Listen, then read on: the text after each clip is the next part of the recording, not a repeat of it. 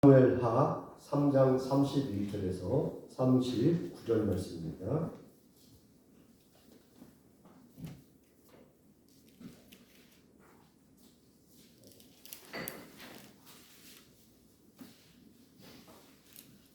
다윗이 요압과 및 자기와 함께 있는 모든 백성에게 이르되 너희는 옷을 찢고 굵은 배를 띠고 아브넬 앞에서 애도하라 하니라.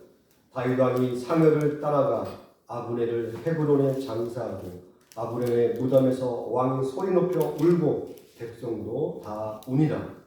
왕이 아브넬을 위하여 애가를 지어 이르되 아브넬의 죽음이 어찌하여 미련한 자의 죽음과 같은고 내 손이 결박되지 아니하였고 내 발이 차고에 채이지 아니하였거늘 불의한 자식 앞에 엎드려짐같이 너가 엎드려졌도다 하며 온 백성이 다시 그를 슬퍼하여 우니라.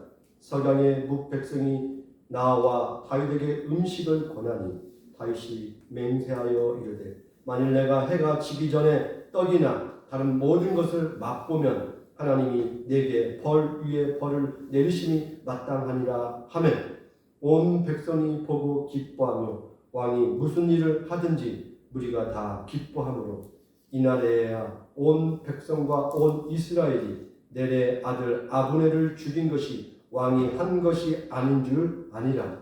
왕이 그의 신복에게 이르되 오늘 이스라엘의 지도자여 그 인물이 죽은 것을 알지 못하느냐. 내가 기름 부음을 받은 왕이 되었으나 오늘 약하여 스루아의 아들인 이 사람들을 제어하기가 너무 어려우니 여호와는 악행하는 자에게 그 악한 대로 갚으실지로다 하니라.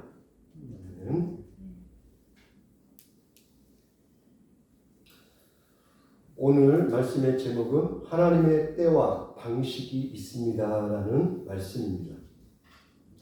우리가 성경을 읽을 때 예외 없이 뜻밖의 이야기가 담겨져 있습니다. 성경을 읽으면 아름다운 문장이나 어떤 격언이나 신앙적이고 종교적인 언어만이 등장하지 않는다는 것입니다. 그래서 어떤 이는 성경 읽기를 거부한 한 이유가 되기도 합니다. 성경에는 싸움의 이야기가 나옵니다. 살인의 이야기가 나옵니다. 성적으로 부도덕한 이야기가 적나라하게 등장합니다. 그 다음에 인간들의 거짓과 사기 행각들이 등장합니다. 그런데 이 내용이 불신자들의 이야기라고 한다면 어느 정도 공감할 수 있죠.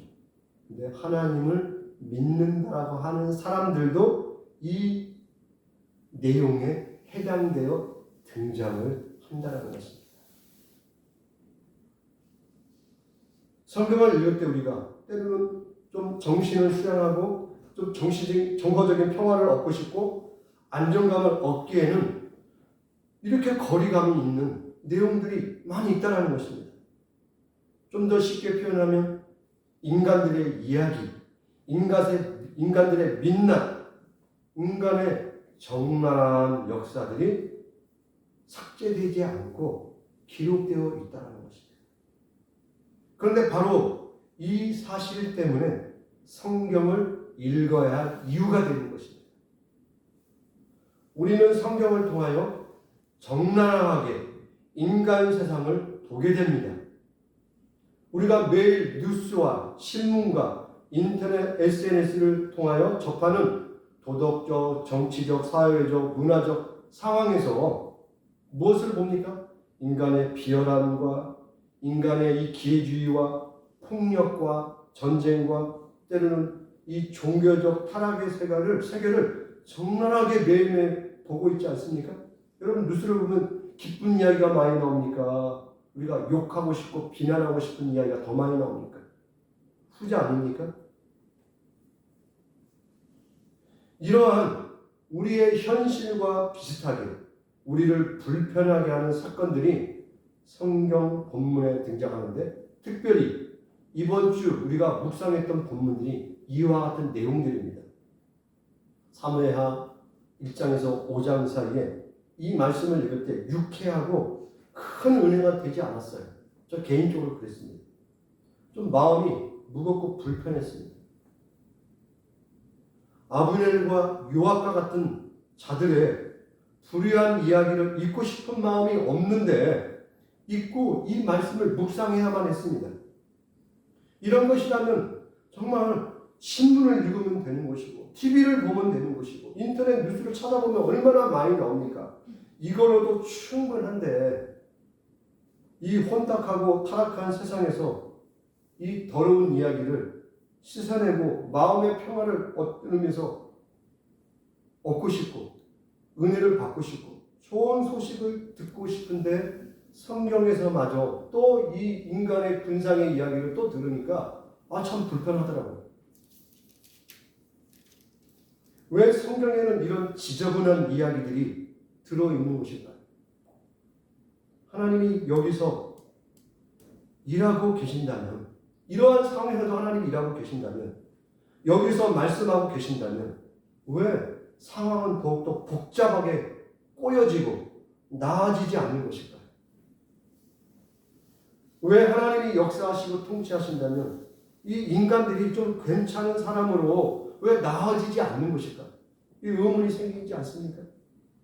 왜 여기서 등장하는 요압이나 아브넬과 같이 더러운 인간들이 거룩한 하나님의 말씀에 왜 이렇게 많은 공간과 페이지를 차지해야만 하는 것입니까? 하나님의 모든 것에, 모든 역사에 하나님의 중심에 계시다면 왜 역사는 이렇게 악인들로 말미암아 엉망일까요? 이 질문이 되지 않습니까? 쉽게 마음에 차지는 않겠지만 여기에 대한 대답은 분명합니다. 하나님은 바로 그러한 상황, 그러한 인간들 속에서도 하나님의 나라를 세우실 것이고 우리의 구원을 반드시 이루어 나가실 거라는 것입니다. 그러므로 우리가 신앙생활과 제자도의 길을 걷는 도중에 우리는 믿음의 친구들을 만날 수 있죠. 은혜롭고 너그럽고 정말 아름다운 삶의 모습을 보여주고 때로는 충성과 기도의 사람을 만나게 될 것입니다. 이 사무엘 상하에 등장하는 인물로 이야기하면 요나단이 그런 인물이죠. 다윗에게 선하게 되었던 그 여인 아비가일이 그런 여인이죠. 그를 영적으로 인도했던 사무엘이 그런 사람 아닙니까? 다윗이 절체절명의 위기에 있을 때 그를 도왔던 아히멜렉이 그런 사람이죠. 우리가 신앙생활하면 이런 분들은 만날 거예요. 하지만 반드시 그런 사람만 만나는 겁니까? 우리 신앙생활 중에 우리의 믿음의 여정에 내가 만나고 싶은 사람만 만나는 게 아니잖아요. 그 사건만 내 주변에 있는 게 아니잖아요. 사울을 만나기도 합니다. 오늘 본문에 등장한 아브넬과 요압 같은 사람들을 만나게 됩니다. 더 나아가서는 성경 속에서 아합과 이세벨과 같은 통치와 지배자를 만나기도 하고 우리를 여러 모습으로 불편하게 하는 사람들이 내 주변에, 내 가족 안에, 때로는 내 직장 속에 항상 있을 수밖에 없는 현실을 만나는 거 아니겠습니까? 성경 본문을 보면 이 아브넬과 요압은 외적으로는 다윗의 편입니다. 다윗에게 뭔가를 큰 것을 줄 것 같은 힘을 가진 자들이었습니다. 아브넬은 다윗과 반대편에 있는 북이스라엘, 현재 무슨 나라가 나눠져 있습니까? 이스보셋을 제거를 한 자입니다.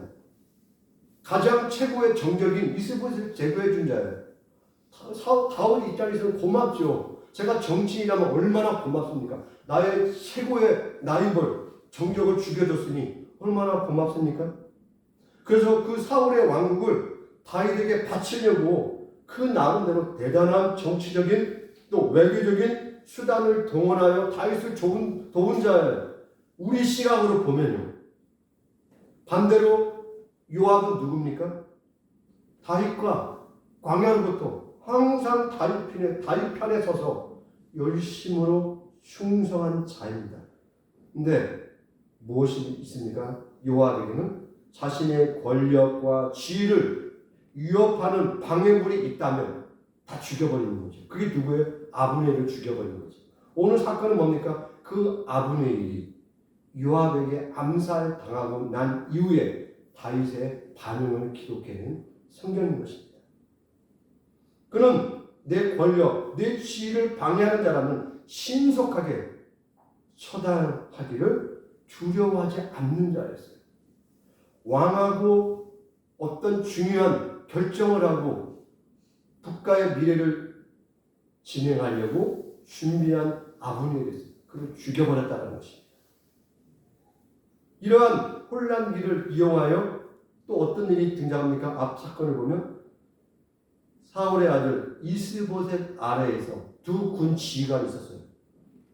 아브넬처럼 열심히 충성한 자가 있었어요. 그게 바하나와 네갑이었어요. 이 또 혼란기를 이용해서 이스보셋을 암살을 해버립니다. 그리고 이스보셋의 목을 잘라서 다윗에게 어떻게 옵니까? 신나서 오는 거예요. 야, 다윗에게 오면 상 받겠구나. 내가 2인자는 아니고 최소 3인자는 되겠구나라고 생각하며 자신의 공적을 인정받기 위해서 권력을 얻으려고 누군가를 또 죽여버립니다. 이렇게 외적으로 열심히 다윗을 위하여 무언가를 하는 것 같잖아요. 아브넬이 움직여주고 요압이 움직여주고 또 네갑이라는 아비아라는 자들이 움직여주는 이렇게 좋은 정치적 여건 상황이 어디 있습니까? 그런데 지금 하나님이 세우려고 하는 나라가 어떤 나라입니까? 하나님이 다윗을 통하여 세우시려는 나라가 어떤 나라인 것입니까? 이들의 공통점은 다윗에게 충성했을지는 모르나 하나님의 일에 대해서는 아무도 관심이 없다는 것입니다. 하나님의 생각과 입장을 한 번도 생각해 본 자들이 아니라는 것입니다. 그들은 단지 다윗이 왕이 되었을 때 자신들의 출세에 얼마나 도움이 될지에만 관심이 있었습니다. 예수님을 따르는 제자들이 십자가를 지르는 예수님 앞에서 예루살렘에 올라가면 내 자리만 생각하는 것처럼 그들은 다윗을 통하여 자기의 야욕과 욕망을 채우려고 했던 것입니다. 그들이 중간중간 하나님의 이름을 말하는 것은 무엇입니까? 자기의 욕심을 가리기 위한 가면이었던 것입니다. 하나님을 생각한 자들이 아니었다는 것입니다. 우리가 골리앗을 이야기했다. 또 뒤에 나온 도액, 블레셋 사람들을 이야기했다. 아말렉을 이야기했다라고 말하면 명백한 원수들이죠. 하나님의 적이었다고 쉽게 말할 수 있죠. 그들의 속셈을 분명히 우리는 볼 수가 있지 않겠습니까? 그들에게 속지 않을 거예요, 아마. 그런데 믿음이라고 말하는 우리 안에서 일어나는 일들에 대해서 우리가 어떻게 판단할 수 있겠습니까? 속을 수 있겠죠. 아브넬이, 요압이 그렇게 열심으로 충성되어 일을 한다고 할 때 우리가 쉽게 그들을 너는 하나님 편이 아니야라고 이야기할 수 있겠습니까? 아마 우리는 당연히 너희들은 우리 편이야. 더욱더 믿음으로 충성하는 자들이라고 하면서 더 상을 주실지도 모릅니다. 그런데 과연 그들은 하나님 나라를, 하나님의 입장을 생각하는 자들이었을까요? 이들의 관심은 오직 자기 자신들의 권력과 부귀 영화를 이룰 수 있는 탐욕의 나라를 세우고 싶었던 것입니다. 그 과정에 다윗은 자신들의 욕망을 이루는 수단이자 도구였던 것이죠. 오늘은 제가 정치 이야기를 좀 해보려고 합니다. 아마 잠이 싹 달아나실 거예요. 우리의 정치 현실을 한번 생각해 보시기 바랍니다. 그동안 한국의 역사에서 권력의 핵심은 무엇이었습니까? 해방 이후에 우리 한국 사회의 권력의 핵심은 무엇이었죠? 해방 이후에 바로 권력의 핵심은 친일파 세력이었죠. 그리고 이승만 정권이 무너지고 나서 5.16 군사 쿠데타가 일어났는데 우리 권력의 핵심이 무엇으로 바뀌었습니까? 군부, 군인을 중심으로 한국 사회의 권력의 힘이 이동하게 되었죠. 그래서 대통령의 경호실, 예전에는 중앙정보부라고 했죠. 정보부, 중간에 안기부, 국정원이라는 그 과정, 그 다음에 경찰. 자세히 보면 물리적 공권력을 동원할 수 있는 기관들이었죠. 그게 우리가 과거의 한국 사회를 지배하는 권력의 핵심이었어요. 그래서 군부 시절에는 군인들이 정치도 관여하고 경제도 이끌고 이 사회도 다스리고 그다음에 우리 문화까지 교육까지 종교까지 다 영향력을 미쳤어요. 그래서 한국 사회는 군부로부터 영향을 받지 않는 구석이 없어요. 하다못해 우리의 생각까지도 그렇게 되었다는 것입니다. 그래서 그 시대는 국민이 국가의 주인이라고 생각하는, 지금은 너무나 당연하지만은 그런 민주국가, 시민사회라는 말을 쉽게 할 수 있는 시대가 아니었어요. 어떻게 보면 너무나 우리에게 자연스럽고 당연하다고 생각하는 거였죠. 그래서 그 시대는 토론, 설득이라는 과정이 중요하지가 않았어요. 뭡니까? 속전속결이 중요했죠. 물론 우리 시대가 어려웠기 때문에 그러한 불가피성도 있었으리라고 저는 생각을 합니다. 효율성이라는 게 필요했기 때문에. 그러나 그 과정에 무엇이 있습니까? 다르다라는 것을 인정하지가 않았죠. 있을 수가 없는 거죠. 하라면 해.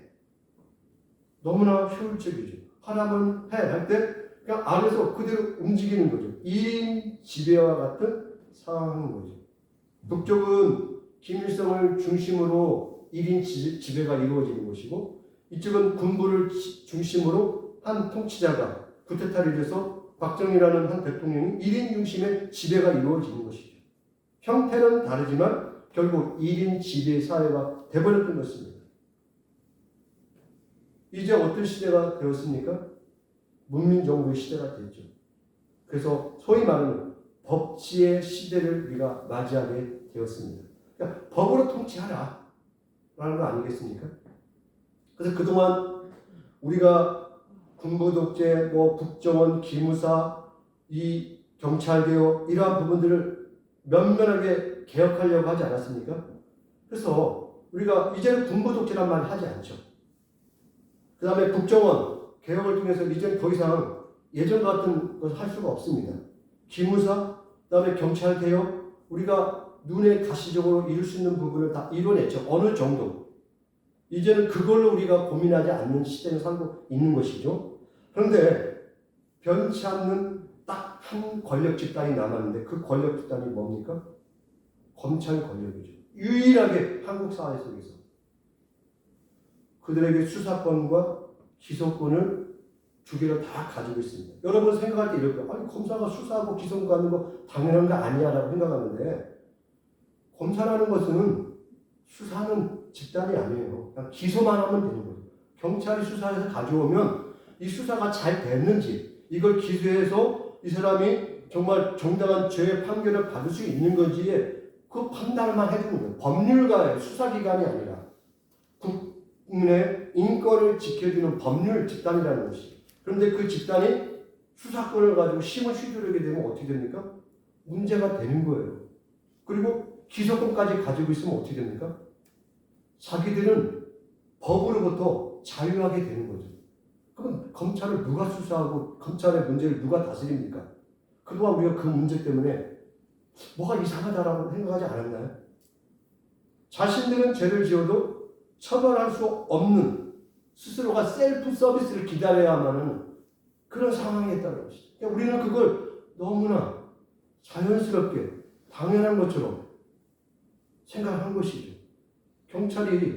검찰이 수사권과 기소권을 다 가지고 있는 나라가 우리나라밖에 없어요. 선진국은 이런 나라가 존재하지 않아요. 그러니까 의심을 해야 한다는 거예요. 왜 이게 생겼을까라고 의심을 해야죠. 해방 이후에 우리가 헌법을 만들 때 원래는 수사권이 없었어요. 없다가 임시적으로 수사권을 부여한 거예요. 임시적으로 법에서. 그걸 다시 돌리기로 하고. 그럼 제가 정치적 이야기 안 하잖아요. 이야기를 드린 걸까요? 지금 사무엘 하에서 가장 적나라한 인간의 정치적 현실을 이야기하기 때문에 오늘 여러분에게 이 본문의 내용이 피부에 와 닿도록 하기 위해서 제가 우리 현실 이야기를 객관적으로 나온 사건만 이야기를 하는 것입니다. 어떤 사안에서 제가 평가를 하는 게 아니라. 그러면 우리나라 처음으로 검찰 출신의 대통령이 이제 나왔죠. 지금 윤 대통령이 검찰총장으로서 지금 대통령이 되신 게 아니겠습니까? 그러면 그분이 그동안 검사로서 쭉 걸어오고 우리가 보여지는 이야기만 하는 겁니다. 그가 발탁되어서 검찰총장이 되었습니다. 근데 그에게 가장 큰 어려움이 어떤 거였을까요? 검찰 개혁을 하겠다라고 문재인 대통령에게 그 인터뷰할 때 보고서를 만들어 가신 건 알죠? 그 언론에서 다 이렇게 숙이지만 본인이 검찰총장을 시켜주면 이렇게 문재인 대통령이 약속했던 대로 검찰을 개혁하겠다고 약속을 했어요. 근데 되는 순간 다 찢어버린 거예요, 사실은. 그거 다 어겼습니다. 첫 번째 걸림돌이 뭐였습니까? 민정수석실이 제일 걸렸고요. 두 번째, 수사지휘권을 가진 법무장관이 불편했죠. 그 다음에 가장 불편한, 그러나 건들 수 없는 자기 검찰총장, 대통령이 남아있었던 것이죠. 근데 민정수석실이 없었죠. 대통령 되면서. 자기를 불편했기 때문에 검찰, 법무부 장관, 실제 자기가 검찰총장 있으면서 조국 전 장관 제거해버렸죠. 가장 불편하겠다. 그가 정치적으로 성장하면 검찰에게는 가장 위험한 존재이기 때문에 놔둘 수가 없던 거죠. 어떤 형태의 것을 했더라도 그는 제거되어야만 했던 거죠. 남은 건 뭐가 남았습니까? 대통령 자리가 남은 것이죠. 그래서 대통령 자리에 앉게 되었던 것입니다. 자, 그 과정은 국민들이 선택한 거니까 우리가 인정할 수밖에 없어요. 그럼 대통령이 된 이 상황 속에서 우리가 1인자로서의 그 모습을 보자는 것이죠. 당선됐어요. 그럼 그에게 뭐가 권력을 해서 문제가 있을까요? 여당의 이준석 전 대표가 여당에 있죠. 그러면 윤 대통령과 관계가 어떻습니까?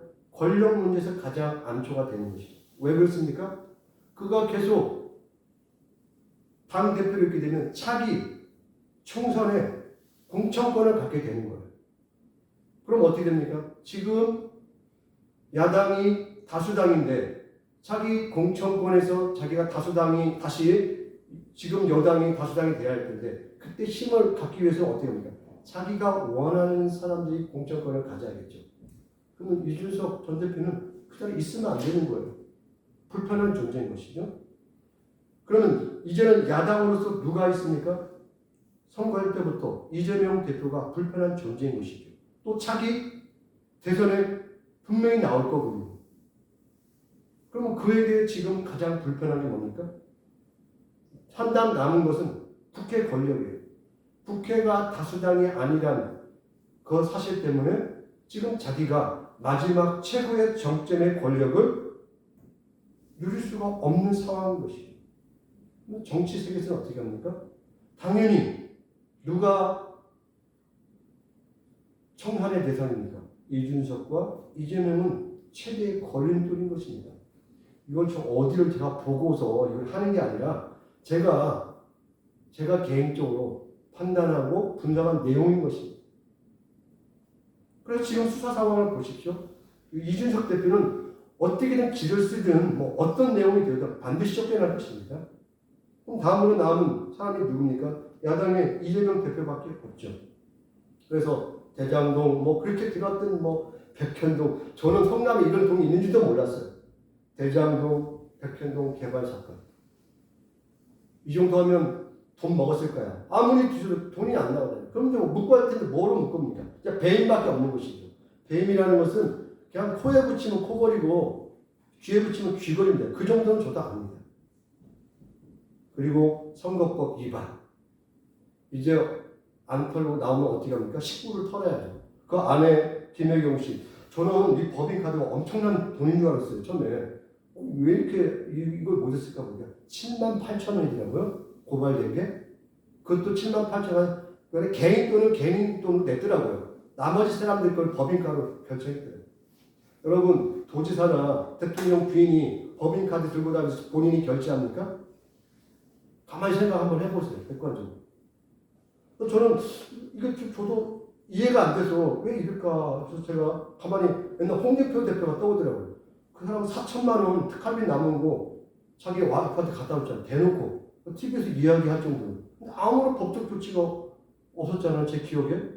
그리고 또 어떤 일이 있었습니까? 나경원 의원 5,800만 원 자기 그 비용 공식 비용을 기름값으로 썼거든요. 2년간 5,800만 원을 기름값을 쓰려면 부산까지 500km 매일 달려야 돼요. 그게 가능한 일입니까? 아무도 건들지 않아요. 그 다음에 지금 건설교통부 장관 누굽니까? 도지사였던 그분은 법인카 한 1억씩 긁었더라고 계속. 그런데 식당에서 12명이 먹었는데 6명으로 조작한 내용들이 너무나 많은 그런 것들이 많은데 왜 그랬을까요? 그리고 자기 와이프이신 우리 김건희 여사와 그 장모님은 건들지도 않고 그렇게 놔둘 거예요. 그건 그냥 객관적으로 우리가 보는 거예요. 권력이라는 게 왜 그럴까요? 그러면 이들을 이 한 사람을 지킴으로 말미암아 어떤 게 있게 되는 것입니까? 그를 지키기 위해서 애쓰는 수많은 권력들, 힘 있는 자들. 윤 대통령이라는 존재가 정말 좋은 대통령이 돼서 대한민국이 다른 어떤 국가로서의 위상을 드러내고 선진국의 자리에 잘 그 위치를 더욱더 성장시키고 국가의 국익을 잘 이룰 수 있는 나라가 진정으로 되기를 원하는 마음일까요? 자신들의 권력과 이득과 기득권을 지키기 위해서 아마 이 윤 대통령은 수단과 방법일 거라고 저는 생각합니다. 왜 그렇습니까? 우리 객관적으로 우리 윤 대통령 너무나 모르잖아요. 우리가 봐도, 제가 봐도 어떤 사안에서 이야기하는데 우리 둘째 다현이가 말하는 내용보다도 모르시더라고요. 그러면 어떻게 합니까? 괜찮은 사람들이 도와야죠. 쓸만한 사람들이 그를 보좌를 해야죠. 왜? 국민이 세운 거에 대해서 인정을 해야죠. 받아들이고. 우리 헌법 국가니까. 말만 자유해서 자유가 지켜지는 것입니까? 그들이 말하는 자유가 뭡니까? 무한정 내 재산을 축적하는데 방해받지 않을 자유. 자신들은 법으로부터 접촉되지 않고 법으로부터의 무한 자유. 이게 자유인 것입니까? 그렇다면 참담한 것이죠. 이 내용이 성경에 기록되어 있다고 생각해 보시라는 것입니다. 그래서 제가 정치 이야기를 끌어온 것입니다. 정치 이야기는 이 정도만 좀 하도록 하겠습니다. 다시 성경으로 돌아오겠습니다. 성경의 이 내용을 그런 실제적 감각으로 읽어보시라는 것입니다. 지금 새로운 역사 격변기에 다가왔습니다. 다윗에게는 그런 상황인 것입니다. 수많은 정적들이 자기 주변에 있는 것입니다. 그리고 자기를 바라보며 그 권력의 이익을 어떻게 하면 차지할까, 나눠먹을까라고 눈을 부릅뜨고 쳐다보고 있는 자들이 자기 주변에 쫙 깔려 있는 거예요. 사울은 죽었고 요나단도 죽었습니다. 10년 동안 사울의 미움을 받아 광야에서 쫓겨다니며 정치적인 망명생활을 했습니다. 그런데 이제 다윗은 새로운 이 시대의 지도자로 부상하고 있습니다. 이제 책임 있는 위치에 올랐습니다. 이제 그 힘을 어떻게 사용해야 할까? 사무엘에게 기름 부음을 받으며 이스라엘의 왕으로 부르신 하나님께 어떻게 응답을 해야만 하겠습니까? 그는 광야에서 도망자로 살아가며 하나님의 인도하심과 보호와 자비와 기도와 하나님의 음성 듣는 법을 배웠습니다. 그 고난의 시기에 그가 배운 건 바로 이겁니다. 이제 이스라엘의 정치적 1인자가 된 이 시점에 다윗은 하나님께서 원하시는 지도자로 순종을 해야 할까요? 말해야 할까요? 기로에 서 있는 것입니다. 아니면 이제 하나님은 불필요한 존재야.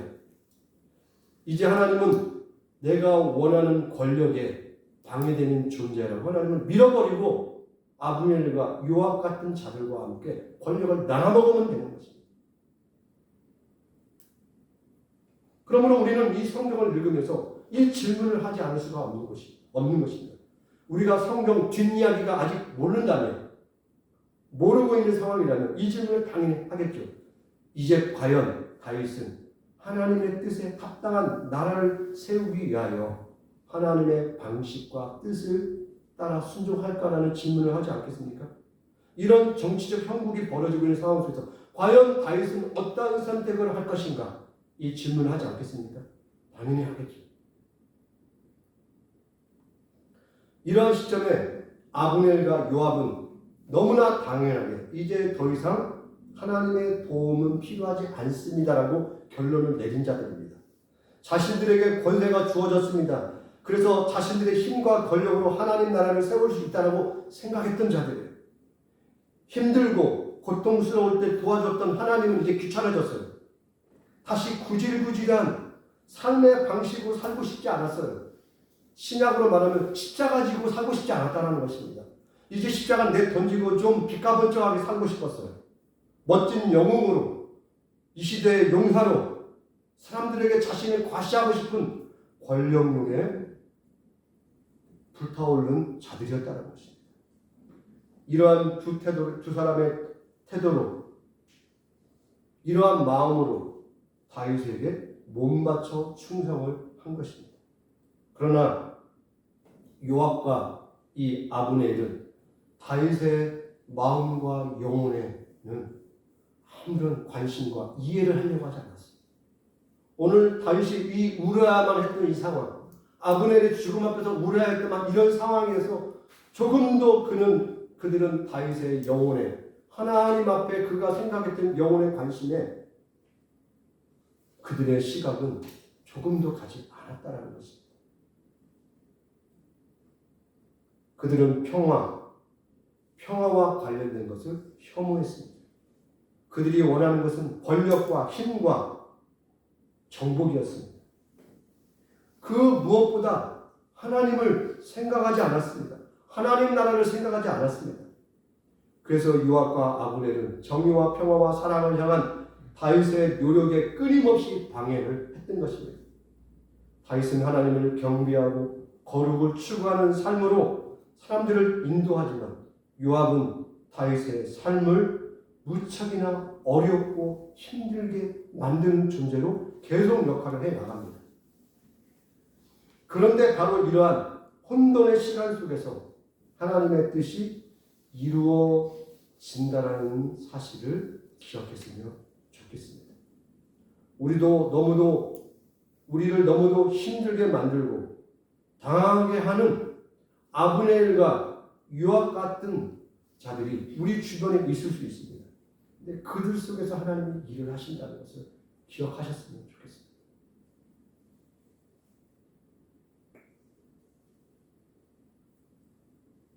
아브넬과 요압의 역량과 정치적 수수가 뛰어날지라도 이스라엘은 하나님의 뜻과 시간표에 따라 더디지만 확실히 세워져 나가는 것입니다.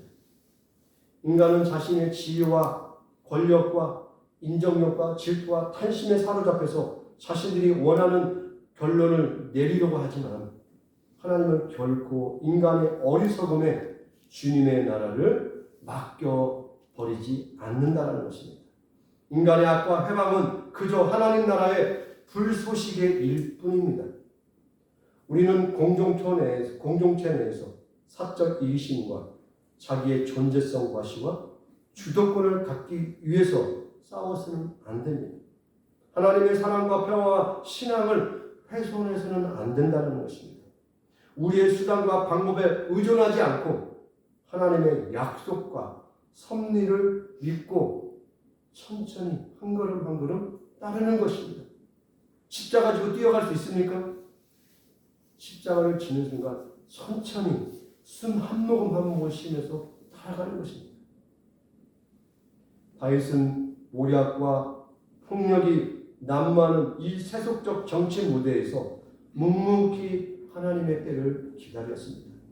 거룩한 나라 이스라엘에게 필요한 왕은 교만하게 군림하는 통치자가 아니라 목자와 같이 섬기며 헌신하는 왕입니다. 그게 바로 누굽니까? 예수 그리스도입니다. 다윗은 그 메시아의 그림자 역할을 하는 왕인 것입니다. 우리에게 동일하게 다윗과 같은 소명이 있게 되는 것입니다.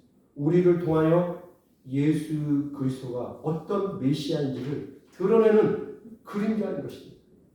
우리 모두 더디지만 십자가를 지고 한 걸음 한 걸음 주님의 나라를 위하여 걸어가는 믿음의 백성들이 되시기를 주님의 이름으로 간곡히 부탁드리겠습니다. 기도하겠습니다.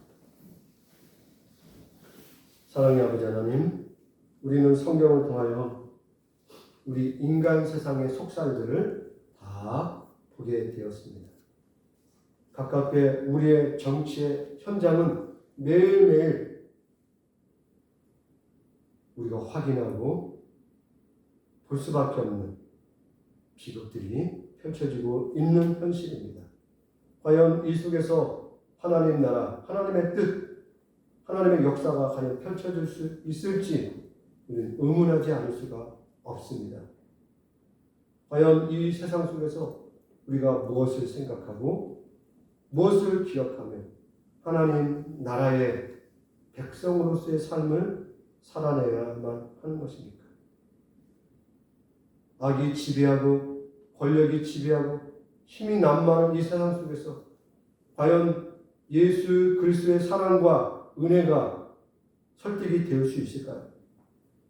주님, 그러므로 우리는 이 세상 속에서 십자가를 지지 않을 수 없는 존재로 부름받았음을 기억해만 합니다. 우리의 믿음을 지켜주시고 이 세상을 거스러 올라갈 수 있는 용기와 담대함을 허락하여 주옵소서. 이 세상 속에서 우리가 할 수 있는 그 자리, 그 일을 감당하게 하여 주옵소서. 예수님의 이름으로 기도합니다.